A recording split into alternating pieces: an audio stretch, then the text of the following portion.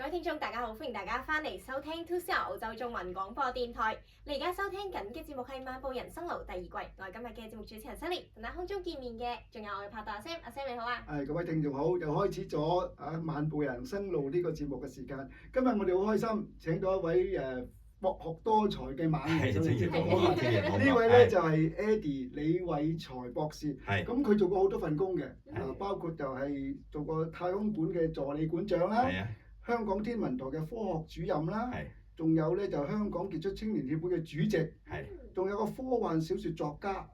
亦都係網上佢有好多節目嘅，咁我陣間逐一介紹啦。阿李博士就涉及嘅範疇就好多，咁我哋今日時間咧就真係要盡量把握啦。事不宜遲，咁問阿李博士你嗱，你喺嗰陣喺New South Wales大學咧就讀科學社會學嘅，咁點解你會揀呢個學科咧？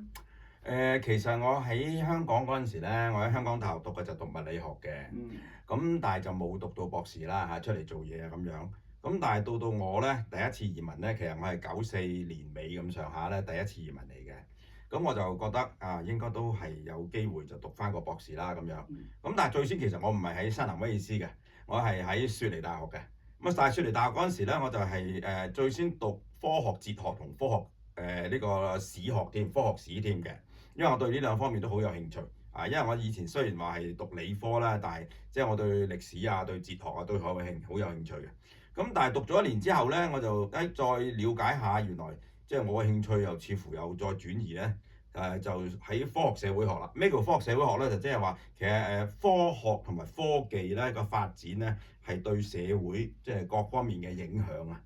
咁所以我就話原來呢方面咧係新南威爾斯大學係更強喎。咁所以我就轉咗去新南威爾斯大學。咁啊，卒之喺嗰度咧就係攞咗個博士啦。咁其實即係講呢個科學社會學咧，就係會唔會係令你將來譬如我做好多工作或者係網上嘅節目咧，好多思考批判能力係好有幫助咧？都可以咁講嘅，實際上係嘅。雖然我都咁講啦，就之前其實我已經係除咗自然科學之外咧，我對所謂人文科學咧即係無論係歷史啊、呢個政治啊、經濟啊呢啲咁樣咧，我都係有興趣嘅。咁但係當然讀咗個科學社會學之後咧，更加逼自己睇多啲呢方面嘅書啦。咁所以往後咧，即係其實講真，我成日都講強調一樣嘢咧，係知識就本為一體。其實咧，我哋分咩物理啊、化學啊、生物啊、數學啊即係政治心理呢啲咧，其實係人為嘅劃分嚟嘅啫，係嘛？就係其實知識係無疆界嘅。咁我嚟講咧，就純粹係基於一種最即係原始嘅，你話叫做好奇心同埋求知欲。我想了解下，即係我生活喺嘅呢個世界究竟點解會係咁樣嘅咧？係嘛？咁所以我就係樣樣我都會去了解啦，嘗試了解啦。咁所以頭先你講一樣嘢咧，我即係讀完呢個博士之後咧。我收尾我就翻咗香港嘅，其實翻咗香港嗰段時間應該係成23年嘅，我係最近先嚟嘅，我係2022年頭我先至再嚟嘅嚇，咁眨眼又4年啦。咁樣咧就我就對經濟好有興趣，咁我睇咗好多關於經濟學嘅書嚇，因為我發覺如果你唔懂經濟咧，你就唔懂個世界點解應該係即係會係咁樣咁樣。咁所以我後嚟竟然咧就係執筆咧就寫咗。即係仲我都覺得係幾神奇嘅，因為係喺呢個經濟日報出版社度，佢肯幫我出喎嚇，咁佢肯出我梗係夠膽寫啦。咁我就寫咗一本叫《反轉經濟學》嘅書，就叫做將顛倒的再顛倒過來。咁然後再隔一年咧，我就再出一本咧，就叫做《資本的衝動》嘅書，個副標題咧就係叫做《世界深層矛盾根源》咁樣。咁其實呢啲咧，全部可以咁講，我寫嘅書咧，其實都係為咗滿足我自己嘅，亦都可以係一種分享嘅衝動啦，係嘛？因為你自己又覺得，咦都明咗少少喎，於是又想其他人都明啊，咁你咪分享咯。咁我就話，呢個世界深層嘅矛盾，成日嗰陣時好興講深層矛盾啊嘛，究竟係乜嘢嚟嘅咧？咁我於是自己就嘗試了解，咁大概知道。大概係點啦？咁我就寫出嚟就寫，但係都10幾萬字嘅嗰本書都。哇！我諗你真係文武全才嗱，你千祈唔好講，呢啲頭先講經濟都係文科嗱，你兩樣都其實冇分，我都話啦，其實理科同文科嘅劃分咧，講真都幾為荒謬嘅，講真係嘛？我頭先都強調啦，即係知識本為一體啊嘛，係嘛？咁所以咧，其實你夾硬即係逼一啲人，你係讀理科就唔能夠選修呢啲，你讀文科唔能夠選修呢啲，根本就錯嘅咁啊！不過我覺得好敬重嘅為人啦，即係你不斷咁追求新嘅知識，係所以變咗真係一個好受上進，即係就而家你咁嘅即係地位已經好係唔好咁講真係。高啊！但係仲要係要更上一層樓，呢種嘅態度真係我覺得係咁唔係啊！我哋即係已經講啦，即係嚇活到老學到老啊嘛，係嘛？邊有得停止嘅啫？冇得停㗎，實際上。嗱，你就係做過呢個太空館嘅助理館長，係天文佢哋好有認識。咁你有個網上節目叫做《浩浩雙雙》，係啊，浩浩雙雙。呢個名好得意喎，《浩浩雙雙》，你可唔可以解釋下點解嘅？其實咧，呢個節目咧係一個網上嘅節目啦。我係2011年尾嗰陣時構思嘅，好耐啦嚇。咁咧就諗咗好耐。竟然靈機一觸咧，因為我好中意范仲淹嗰篇嘅《岳陽樓記》嘅，入面咧有一個咧就叫做浩浩雙雙橫無際涯。哇！Sally 你好似岌晒頭喎，你有讀過啊？你竟然有讀過，哎真係開心啦！即係《岳陽樓記》，我好中意嗰篇文章啦嚇。咁但係其實個浩浩雙雙好有趣㗎，佢個雙雙嗰兩個字咧，其實就係我哋平時寫嘅當當，其實就浩浩蕩蕩，浩浩蕩蕩。但係喺古文嚟講咧，我哋就唔讀浩浩蕩蕩，就叫浩浩雙雙嚇。即係佢話即係咩南通乜嘢通長江啊、無峽啊咁樣樣啦嚇，有一條河啊咁樣樣啦，范仲淹寫啦。咁樣咧，佢讀就讀浩浩雙雙，但係咧其實我好早咧，而家講係幾早啦嚇，80年代初咁滯咧，我就已經係揀咗一個筆名就叫做李亦商嘅。咁呢個商字咧係好冷門呢個字嘅，就係火字邊一個商業嗰個商。平時我哋係絕對唔會用到嘅。呢個係一個物理學啊，甚至係一個熱力學入面嘅專有名詞嚟嘅。英文叫做 entropy， 就係 ENTROPY 啊。咁其實咧佢標誌住咧就係一個系統由秩序走向混亂嘅嗰個趨勢啊。咁樣咧就。逆商咧，其實就係反其道而行咧，就由混亂就走翻去秩序嚇。咁其實生命咧就係一個最典型嘅逆商嘅現象啦。所以我個筆名叫李亦商啦嚇。雖然好多人都讀錯啦，一眼落去以為咩李亦迪啊咁樣，佢以為嗰個係迪字。好啦，咁但係李亦商咧，咁我就諗到啦，橫掂有個商字同浩浩雙雙嘅雙字個發音係相同，所以我就改咗我呢個網上節目嘅名叫浩浩雙雙。但係就當然用翻個筆名個商啦，火字邊一個商業嘅商啦咁樣。咁我最先咧就掛咗喺香港人網呢一個網台，後嚟個香港人網就變咗做迷米香港。咁但係迷米香港都結束埋啦，即係阿蕭若元先生都去埋台灣啦。咁所以咧就停咗一段時間嘅。但係我今次就第二次移民嚟澳洲咧，就到呢一個23年嗰陣時咧。即係2023咧，我就發覺，咦唔係喎，我應該可以再重繼續喎。咁今次就唔係掛喺任何一個網台，今次就係純粹係獨立啦。咁因為冇所謂嘅，係人都可以喺 YouTube 度 post 嘅啫嘛，係咪上載？我都即係極力推薦呢個節目，即係我睇過好多輯咧，覺得阿李博士真係好用心機做，真係其實真係雅俗共賞㗎。你可以去試下嘗試睇下。喺 YouTube 睇到啦，咁我睇過一篇咧就講我在澳洲的小型天文台啦，呢個做過係太空館助理館長啦，對天文就好認識嘅。咁其實有一個朋友咧，我即係將你嘅影片傳咗俾佢，佢就託我問呢個問題。佢話咧好多即係星宿咧都係有英文嘅名啦，但係點解我哋中文淨係得牛郎織女星咧咁？係點解要？咁梗係唔係啦，梗係唔係啦。其實我哋中國咧，自古以嚟咧都有好多啦，即係我哋個觀測嘅天象咧，係即係當其時可以話獨步世界嘅嚇。即係如果你話講喺幾百年前咧，咁我哋有好多發現，包括呢個太陽黑子啊，包括呢個彗星啊，好多啲嘢咧，其實我哋係早過西方嘅添。咁但係當然後嚟西方到17世紀咁上下咧，就哇佢就發展得好厲害啦，就有所謂科學革命啊 （scientific revolution） 啦，咁之後又有伽利略啊、牛頓啊嗰啲咁樣啦，咁就當然超越晒，唔淨止超越中國，佢係超越晒全世界啦，係嘛？咁亦都佢嘅堅船利炮亦都去到全世界啦，殖民啊咁樣咧，咁所以我哋咧就會而家就用晒呢一個係西方即係西洋嘅星座名，其實一樣㗎，我哋嘅曆法係嘛？即係而家仲有幾多人係講緊初一15啊係嘛？我哋都係用呢個西洋嘅曆法㗎啦，一樣道理啫嘛。好啦，咁嗰個西洋嘅星座名咧，佢主要咧就按照古希臘就除咗。就一部分就係南半球啦，南半球就古希臘人就睇唔到南半球噶嘛，所以咧南半球嗰啲星座咧，西洋星座咧就後嚟嗰啲咁樣嘅航海家即係特別係麥哲倫啊嗰啲咁樣咧，佢落到南半球見到咧，於是就改過啲名，但係咧真係好坦白講，嗰啲名係完全咧係唔浪漫嘅。呢個藍十字即星係好簡單嘅啫，係啊，一個咧就望遠鏡座啊、顯微鏡座啊咁樣喎。哇！但係你知道以前古希臘嗰啲好浪漫嘅，後面全部有神話故事噶嘛。但係其實我哋中國古代都係有嘅。咁我哋中國咧有所謂咧三門四宮就係呢個48呢個宿28宿講錯咗，28宿。三門咧就係話喺呢個北極個天區嗰度咧，佢哋分為3個天區，就係咧紫微垣、太微垣同天使垣嘅。然後落到嚟咧就4個方向東南西北啦，就係東青龍、西白虎、南朱雀就北玄武。聽過呢啲。咁但係每一個區域咧都有7個，佢哋叫宿。宿咧其實就係星宿嗰個宿，但係其實咧古代又係唔讀個宿字，係讀星宿嘅。咁所以咧，其實個宿咧某一程度上就係一個星座，即係話佢每一個宮咧就係一個7個星座，咁啊4、7咪28咯。所以咧有28宿。咁我哋而家咧熟悉呢個28宿嘅人就真係極少㗎啦嚇。但係嗰啲星嘅名咧就仍然好多人係識叫啊，咁就係譬如你呢個織女星啦、牛郎星啦、呢個天狼星啦，係嘛？咁當然仲有啲咧比較冷門啲，但係我好中意嘅，譬如嗱北極星啊，大家都知道啦。但係原來我哋古代嘅漢名叫勾陳一，勾陳一嚇。咁但係仲有好多星咧，譬如叫做老人星都有啦嚇，大角星啦，或者叫做北洛司門啊、軒轅14啊嗰啲咁樣，哇都好好聽㗎。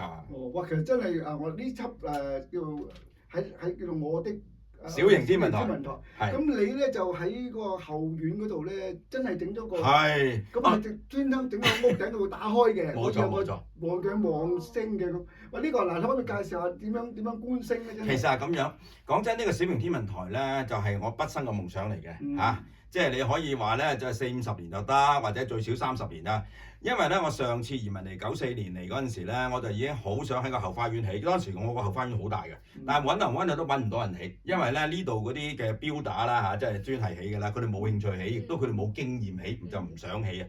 咁於是咧就係我買咗一個好大嘅望遠鏡嚟嘅，卒之冇用過，就帶翻香港啊，因為我就回流翻香港啦。咁今次嚟咧，我冇咁貪心啦，我都買咗個新嘅望遠鏡，但係冇上次嗰個咁大反而。咁但係我就想話真係咧實現我畢生夢想，就係起呢個咁嘅小型天文台。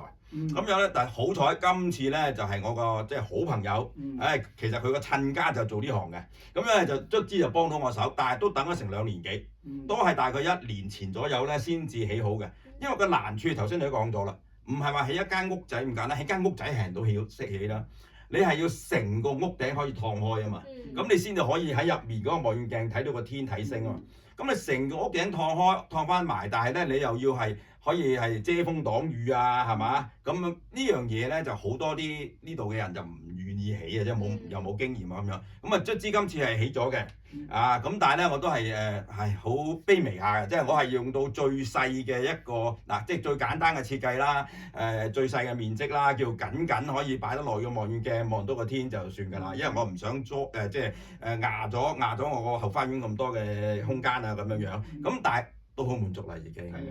其實真係觀星，其實我就喺舊年10月咧去到柏斯，咁啊參加個旅行團咧，佢係半夜帶我哋再去觀星，喺個沙丘頂度，即係漆黑一片啦，即係睇到呢個星都係哇浩瀚嘅偉大，滿天星斗，係啊係。即係你平時睇唔到嘅，即係佢同雷射筆介紹嗱呢啲星咁，真係好神似嘅，真係所以話即係好奧妙。所以啊，如果想話分享下浩雙雙呢一輯咧。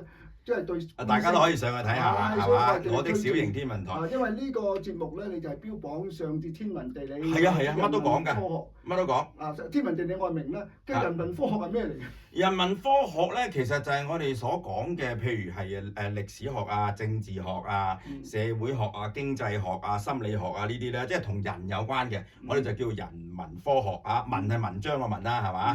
咁樣咧就係同我哋其他嗰啲叫咩咧？就叫做自然科學，叫 natural sciences 或者叫 physical sciences，嗰啲就係物理啊、化學啊、生物啊、天文啊嗰啲咧就叫做自然科學啊咁樣樣。咁但係頭先我都講過啦，根本咧即係知識就一體嘅。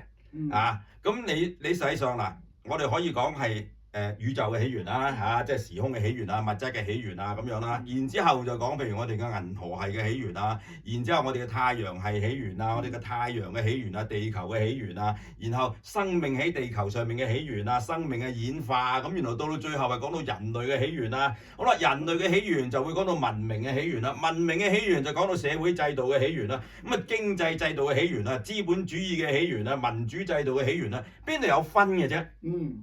係咪？知識其實係一個連一體噶嘛，係嘛？所以我就冇分嘅，我就真係。係。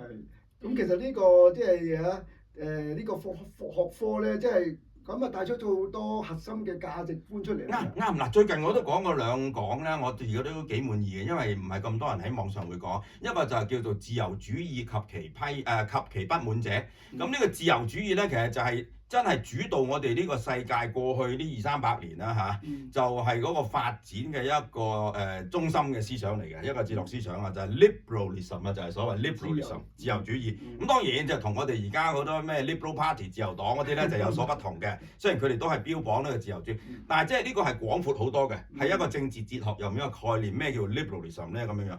咁但係我後嚟第二個禮拜咧，我就又要講一個咧，就叫做社群主義及其批評者啦。咁啊，社群主義咧就叫做 communitarianism 啦。咁啊 communitarianism 咧就係強調 community 喎。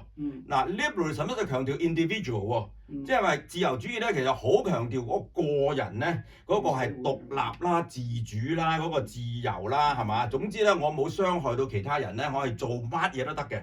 而且我亦都唔會去界定咧係乜嘢係要做嘅，即係唔會有10戒啊，或者即係要強調美德嘅。即係自由主義咧，其實佢基本上係唔講美德，唔係話佢冇道德啊，但係佢知因為美德咧係個人標準唔同，一個人嘅美食就係另一個人嘅毒藥。咁所以呢個就係自由主義佢最核心嘅價值，所以我哋唔好講乜嘢係啱，我哋咩話講乜嘢係唔啱就得啦。咁唔啱就係害人就梗係唔啱噶啦。但係總之你唔害人做乜都得嘅。但係社群主義咧就唔同啦，佢話呢種咁樣咧實際上太過消極啦。因為其實喺我哋嘅社會咧，人係群體嘅生物，我哋咧其實有好多共同嘅價值咧，係先至可以維係到我哋嘅。咁我哋嘅倫理道德咧，亦都係有佢好深厚嘅傳統嘅文化傳統嘅，所以你話唔講美德嘅倫理係冇意義嘅，咁佢又要重提翻美德呢樣嘢，所以叫德行嘅倫理啊，叫做 virtue ethics。咁所以 liberalism 咧就唔講 virtue 嘅，唔講美德嘅，因為佢覺得美德係一個陷阱嚟嘅。但係咧 communitarianism 咧就係話我哋要重提呢個美德呢樣嘢。咁兩大陣營咧其實就係即係喺現代嚟講係一個即係拗得好緊要嘅。咁我就嘗試帶出佢哋嗰啲所謂正反嘅觀點啊咁樣樣，咁啊等啲人去思考下咯。係啊，咁其實我講得好啱啊。譬如我哋話70就從心所欲。係冇錯。即係你有啲規範嘅，啲叫講道德嘅話，你唔係話。係啊。我哋要合情合理合法先好做啊嘛。我為所欲為。係啊。為所欲為同從心所欲係兩件事。係啊。但係佢嘅意思係咁講嘛，為所欲為，只要你唔害人，你就可以為所欲為啊嘛。咁但係社群主義就唔同意啊嘛。所以其實我覺得我哋即係身為傳媒咧，都要即係宣揚一個信息，就係我哋要講道德觀念。咁呢個當然係啦。即係而家啲人咧就太過功利主義啊，就係掛住揾錢。啱。男盜女娼唔緊要，最緊要揾到錢就係叻啦，英雄。呢樣嘢呢個觀念係好錯嘅。咁呢個咧其實從來都存在㗎啦，即係我哋即係自古以嚟都係話，而家呢個社會咧就即係做世風日下，人心不古啊，道德淪喪啊咁樣，即係1000年前又係咁，100年前又係咁講，今日都係咁講咁樣。咁當然你可以咁講啦，古已有之，於今為烈咁都得係嘛？咁但係我又唔係覺得，而係亦確實咧。隨住社會嘅發展同埋特別係新科技嘅發展咧，呢挺咁樣嘅所謂世風日下人心不古咧，係有新嘅內容嘅，係有新嘅內容嘅。譬如而家咪就係網絡嘅世界，就係好多呢啲咁樣嘅帶出好多問題咯，係嘛？咁你就係話，哇有啲人啊宅男啊宅女啊就完全足不出戶啊，淨係打機啊，淨係上網啊，咁仲有好多網絡嘅欺凌啊，好多個假新聞啊，嗰個叫嗰啲叫做深度偽造啊，係嘛？咁令到你即係真假難分，是非不分啊咁樣，咁呢啲喺100年前、200年前係唔存在噶嘛，所以換句話講，道德淪喪咧其實都係演化緊嘅，係嘛？佢有新嘅內容啊嘛，所以我哋要面對啲新嘅內容啊，特別而家喺 AI 巨浪之下。其其實我覺得人咧，即係我哋即係人類點解同禽獸有分別咧？就係我哋知道咩啱咩錯啊嘛。譬如話你講咁樣飲食男女咁，我哋人有個慾望，但係你因為你知書識禮咧，就要克制咗佢。啱啊！咁呢個就克己復禮為人啊嘛，即係孔夫子所講係咪？所以我哋要宣揚呢樣嘢。唔係，但係所以我成日強調一樣嘢啦，就係話。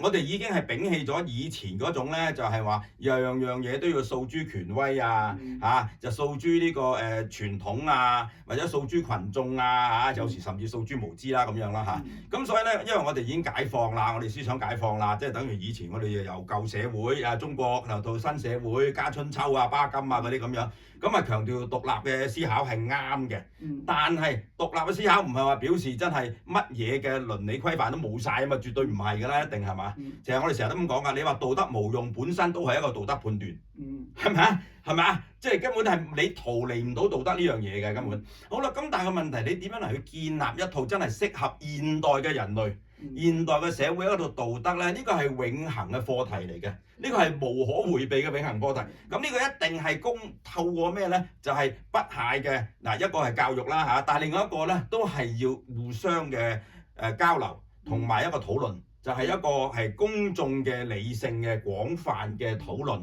不停咁討論，認為邊啲係啱，邊啲係唔啱咁所以我覺得呢樣嘢係我哋就即係身為傳媒啦係一定要做呢樣嘢嘅。係啊，即係而家世界立立咁亂咧，即係有道德淪亡、天災人禍，乜都齊啊。係啊。咁我哋而家點樣可以面對呢種嘅環境？我應該點樣保持咩心態啊？真係。真係嘅，但係我始終覺得咧。正如最近教宗都咁講啦如果大家有跟緊嘅新聞嘅，教宗同埋呢個白宮美國白宮咧都喺度開緊火啦，係嘛？咁你知道咧但係即係我覺得係嘅，無論你嘅政治觀點、你嘅政治立場係點，但係你嘅人咧最重要一樣嘢都係要保存一個善心喺度，係咪啊？其實你所謂嘅戰爭呢樣嘢咧，我哋應該係到最後嘅手段，係嘛？而且係。自衛先至係應該可以講得通嘅啫，你唔係真係自衛嘅話咧，發動戰爭嘅人咧一定係要譴責㗎啦，係咪啊？咁所以咧，我哋絕對係唔能夠話係用各種嘅藉口咧，就係發動戰爭嚟去侵害其他國家、侵害其他民族令到咧生靈塗炭血流成河令到好多人流離失所呢啲我哋一定要堅守呢個立場，就唔能夠話我因為係抱呢一個立場，我就支持呢個，我就支持嗰個，就係話呢啲係必要之惡嚟㗎啦，呢個無可避免㗎啦。就算咧我打死咗幾百個細路女咧，呢個都係無可避免嘅嗰啲。但係即係我哋如果久而久之咧，於是就變咗麻木，就變咗冷血，就係唔得嘅。即係教宗其實就係叫我哋呢樣嘢啫嘛。你永遠唔能夠係變得麻木，唔能夠變得冷血咯。係，其實我哋就應該希望有個美好嘅世界啦。咁而家我哋就要出廣告啦。不如我又送一隻歌俾李博士聽。好啊好啊！呢隻歌咧就係 Ray Charles 嘅 What a Wonderful World。呢隻歌咧真係希望我哋世界變得好美好。好。咁聽完歌翻嚟，我哋再傾。好。